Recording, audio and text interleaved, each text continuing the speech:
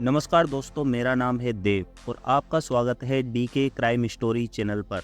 यहाँ पर हम आपको हर बार एक नई और एक सनसनीखेज अपराध कथा सुनाते हैं। अगर आप भी हमारे साथ इस रोमांचक सफ़र का हिस्सा बनना चाहते हैं तो इस चैनल को सब्सक्राइब जरूर करें और बेल आइकन को दबाना ना भूलें ताकि आप तक हमारी हर कहानी सबसे पहले पहुँचे। 24 साल का एक शख्स दोपहर बाद बुरी तरह घायल 30 साल की एक महिला को लेकर आता है। उसने भर्ती कराते समय डॉक्टर्स को बताया कि इसका टोंक रोड के पास रिंग रोड पर जाते समय एक्सीडेंट हो गया है। शुरुआती इलाज के दौरान ही महिला ने दम तोड़ दिया। इस बीच उसे भर्ती करवाने आया व्यक्ति भी गायब हो गया। डॉक्टर्स को गड़बड़ी की आशंका हुई। उन्होंने पुलिस को सूचना दी। मौके पर पुलिस पहुंची। डॉक्टर्स ने पुलिस को बताया कि इस महिला को भर्ती करवाने वाला शख्स ने कहा कि रोड एक्सीडेंट हुआ है। वे उसे पहले एक प्राइवेट हॉस्पिटल ले गया था, वहां से जयपुरिया रेफर किया गया है। डॉक्टर्स ने पुलिस के सामने शक जाहिर किया कि महिला के शरीर पर जिस तरह के चोट के निशान हैं वो एक्सीडेंट के नहीं लग रहे हैं। पुलिस ने मामले में जांच शुरू की। डॉक्टर्स ने पुलिस को बताया कि महिला को भर्ती कर उसका इलाज शुरू कर दिया था।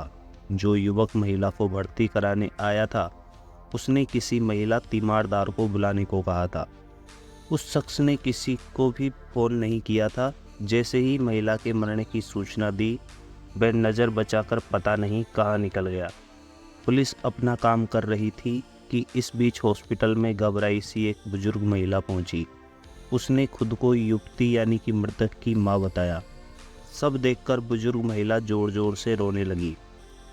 पुलिस को बुजुर्ग महिला ने अपना और अपनी बेटी का नाम बताया। शिनाख्त होने के बाद पुलिस ने सबका पोस्टमार्टम करवाया।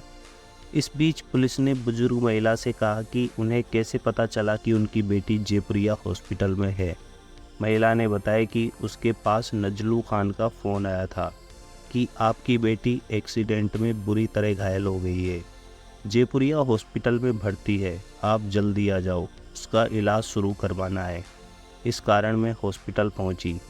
इधर डॉक्टर्स ने भी पुलिस को बताया कि महिला मरीज होने के कारण हमने साथ आए युवक को किसी महिला को बुलाने के लिए फ़ोन करवाया था। अब साफ था कि डॉक्टर्स के सामने नजलू को मजबूरन युवती की मां को फ़ोन करना पड़ा था। फ़ोन करने के बाद नजलू नचर बजाकर अस्पताल से फरार हो गया था। अब पुलिस के सामने एक नाम नजलू खान था। मामले की सच्चाई जानने के लिए इस शख्स तक पुलिस का पहुंचना बहुत ज़रूरी था। पुलिस ने उसके फ़ोन पर जब संपर्क किया तो स्विच ऑफ बता रहा था। अगले दिन 1 मई 2023 को युवती की मां ने नजलू खान के खिलाफ हत्या की नामदर्ज FIR दर्ज करवाई। पुलिस उपायुक्त ज्ञानचंद यादव के निर्देशन में मामले की जांच शुरू की गई। पुलिस ने नजलू खान की एक्सीडेंट वाली बात की सच्चाई जानने के लिए इसी एंगल पर जांच शुरू की। नजलू ने रिंग रोड पर एक्सीडेंट होना बताया था, लेकिन वहां खंगाले गए CCTV फुटेज में ऐसा कुछ भी देखने को नहीं मिला। पुलिस ने जब टोंक रोड के आसपास की रिंग रोड पर पूछताछ की तो 30 अप्रैल को किसी मोटरसाइकिल पर महिला के एक्सीडेंट की जानकारी नहीं मिली। पुलिस के सामने तस्वीर और साफ हो गई थी कि एक्सीडेंट की कहानी झूठी है। युवती की पोस्टमार्टम रिपोर्ट ने मामले को और खोलकर रख दिया। रिपोर्ट से डॉक्टर्स की कही बात सच साबित हो गई। युवती का एक्सीडेंट नहीं बल्कि मर्डर हुआ था। रिपोर्ट के अनुसार मरने से पहले युवती के साथ बुरी तरह मारपीट की गई थी।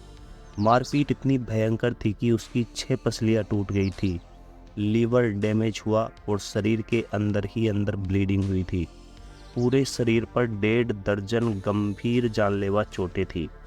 घुटनों से वार करने के कारण युवती की दोनों तरफ की 3-3 पसलियां टूट गई थी, जैसे किसी सख्त चीज़ से उसकी छाती के दोनों ओर वार हुआ हो। युवती पर किए गए वार इतने दमदार थे कि गहरी चोटों के कारण लीवर भी फट गया था। छाती और पेट पर इतने वार किए गए थे कि शरीर के अंदर ही अंदर ब्लीडिंग शुरू हो गई थी। पोस्टमार्टम के दौरान युवती के पेट में 2 यूनिट से ज़्यादा खून जमा हुआ मिला था। युवती के शरीर पर 18 से अधिक गंभीर चोटें और छोटे मोटे अनगिनत जख्म थे। रिपोर्ट में प्राइवेट पार्ट भी डैमेज बताया गया था। मारपीट के बाद रेप करवाने की भी आशंका जताई गई है। पोस्टमार्टम रिपोर्ट के बाद पुलिस के सामने हत्या का एंगल तो पुख्ता हुआ था, लेकिन आगे इन्वेस्टिगेशन का रास्ता नजलू खान को गिरफ्तार करने के लिए बिना नहीं खुल सकता था। पुलिस ने हॉस्पिटल से गायब हुए नजलू के मोबाइल नंबर लेकर ट्रेस करना शुरू कर दिया।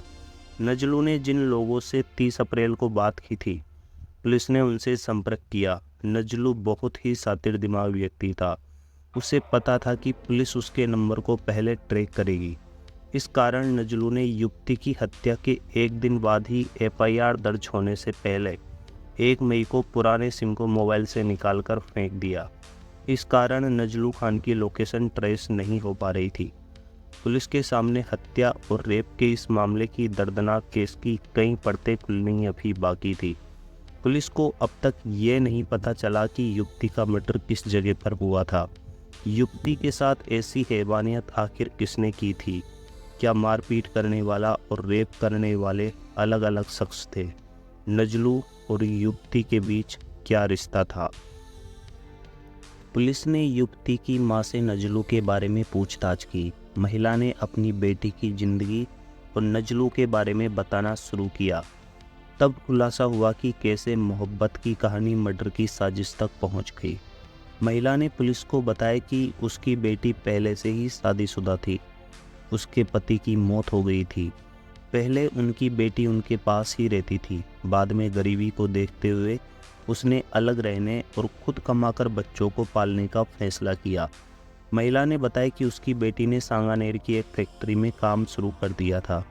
कुछ पैसे बचा भी लेती थी। सांगानेर में ही नजलू खान कपड़े खरीदने और बेचने का काम करता था। पता नहीं मेरी बेटी कब उसकी नज़र में पड़ गई। मेरी बेटी से उम्र में 6 साल छोटे नजलू को मेरी बेटी का नंबर भी कहीं से मिल गया। वह बार बार फ़ोन करने लगा। बेटी ने मना किया तो बोला, मुझे आपकी आवाज़ अच्छी लगती है और आप भी मुझे अच्छी लगती हो।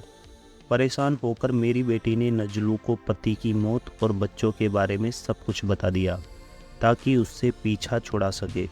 इसके बाद भी नजलू ने फ़ोन करना बंद नहीं किया। नजलू ने मेरी बेटी से कहा कि वह उसके बच्चों को अपनाएगा और बहुत अच्छी तरह से रखेगा। मेरी बेटी उसकी बातों में आ गई। महिला ने पुलिस को बताया कि पता नहीं नजलू ने मेरी बेटी पर क्या जादू कर दिया था। उसने मेरी एक नहीं सुनी और नजलू के साथ रहने लगी। शुरू में 1 साल नजलू काफ़ी अच्छे से रहा और बच्चों का भी ध्यान रखता था। मेरी बेटी नजलू से काफ़ी प्रभावित थी। उसने कहा कि मम्मी, ये बहुत बोला है, बहुत अच्छा है, इससे निकाह करूँगी तो मेरी और बच्चों की ज़िंदगी सुधर जाएगी। लेकिन उसके बाद नजलू का बर्ताव बदल गया। 1 साल बाद नजलू ने उसके साथ मारपीट शुरू कर दी। एक दिन रोते रोते मेरी बेटी ने मुझसे कहा कि माँ, गलती हो गई, मैंने नजलू को पहचानने में गलती कर दी। एक बार नजलू ने सिर पर भी वार किया, तब मेरी बेटी के टांके आ गए थे। एक दफ़ा हाथ पर भी मारा था, तब पट्टी करवानी पड़ी थी। मैंने बेटी को खूब समझाया। थाने में भी शिकायत करने गई थी कि मेरी बच्ची को मारता है। धमकी भी देता था कि तेरे बच्चों भाई को मार दूंगा। इस वजह से मेरी बच्ची चुपचाप उसके जुल्म सह रही थी। बेटी ने एक बार मुझसे ये भी कहा था कि अगर मैंने इसे छोड़ा और इसने मेरे परिवार को कुछ कर दिया तो मैं कैसे जी पाऊंगी। नजलू मेरी बेटी को छोड़ने को तैयार ही नहीं था। आखिर उसने मेरी बेटी को मार ही डाला। अब पुलिस के सामने पूरी कहानी क्लियर हो चुकी थी। अब केस क्लोज करने के लिए नजलू को पकड़ना जरूरी था।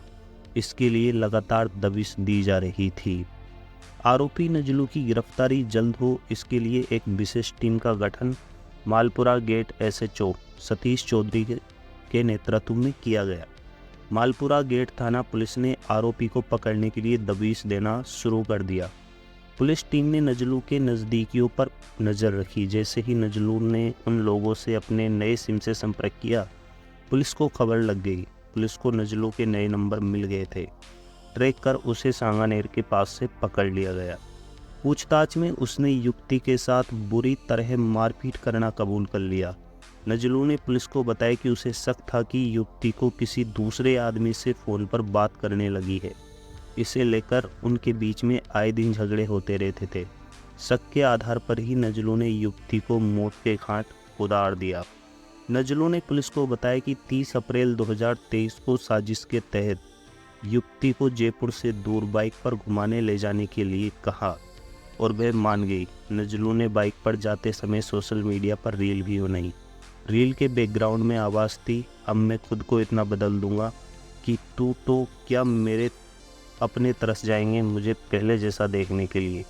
इसके बाद नजलू युवती को निमोड़िया के घने जंगल में ले गया। वहाँ उसने युवती को बेरहमी से पीटा, घुटनों से उसकी पसलियों पर वार की, युवती से माफ़ी मंगवाई और फिर रेप किया। इस हैवानियत से युवती की मौत हो गई।